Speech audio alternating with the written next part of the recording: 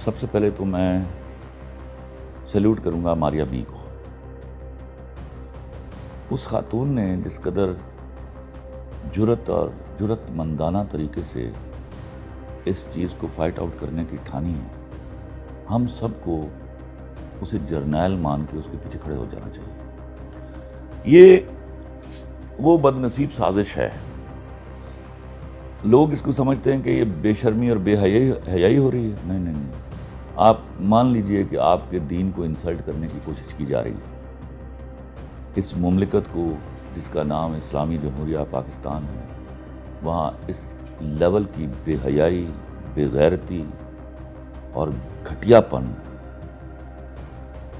میں تصور نہیں کرتا تھا. یہ شاید ہماری زندگیوں کی سب سے بڑی بدقسمتی ہے کہ ہم نے یہ منظر دیکھ کے مرنا تھا اس ملک میں. تو میری دعا ہے کہ اللہ ہم سب کو توفیق دے کہ ہم اس بھیانک عذاب کو فائٹ آؤٹ کر سکیں. اس کے بارے میں اور Maria be soon we'll be meeting up and we'll be just finding it out. وہ فائٹ ہوگی، وہ مرتے دم تک ہوگی. یہ تو وہ بھیانک لمحہ ہے which is the ultimate this is an ultimate to destroy my social setup. This is something ultimate. میں بلیو نہیں کر پا رہا تھا کہ اس طرح کا کوئی کام، اور میں ہاتھ جوڑ کے ریاست سے بھی کہوں گا آپ کی مہربانی، اللہ کے واسطے یا تو مت کہیے اس کو اسلامی جمہوریہ پاکستان، یا خدا کے واسطے اس ناسور کو جڑ سے اکھاڑ دیجیے. اس سے بھیانک وقت آپ دوبارہ نہیں دیکھ پائیں گے. یہ حوصلہ افزا بات ہے کہ ماریہ بی اور خلیل الرحمان قمر جیسے لوگ LGBT جیسے شیطانی فتنے پر کھل کر بول رہے ہیں. لیکن سوال یہ ہے، ہمارے دینی حلقے کیوں خاموش ہیں؟ کیا یہ فتنہ انہیں نظر نہیں آ رہا؟ کیا یہ قرآن کی تعلیمات بھول گئے ہیں یا پھر مغرب کی خوشنودی میں خوش ہیں؟ انہیں ڈر ہے کہ مغرب ناراض نہ ہو جائے، ڈر ہے کہ فنڈز بند نہ ہو جائیں. لیکن کیا دین فنڈنگ پر چلتا ہے؟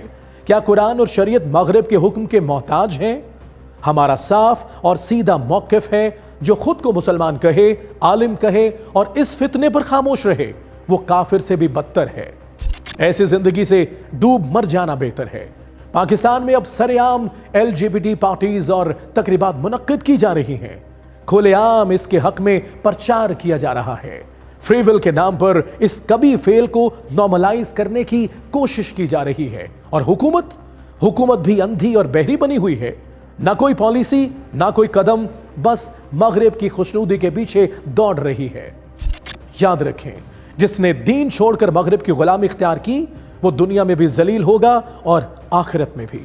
ہمیں یہ سکوت توڑنا ہے، یہ غلامی ختم کرنی ہے، ورنہ یہ فتنہ ہماری نسلوں کو کھا جائے گا. یہ وقت ہے کہ کھل کر کہا جائے یہ عمل حرام ہے، یہ گناہ کبیرہ ہے، اور ہم اسے کسی صورت قبول نہیں کریں گے. اللہ ہمیں حق پر ڈٹے رہنے کی توفیق دے. Talk is live, like, share, subscribe کیجئے، کیونکہ سچ وہی جو ہم بولیں. Talk is live.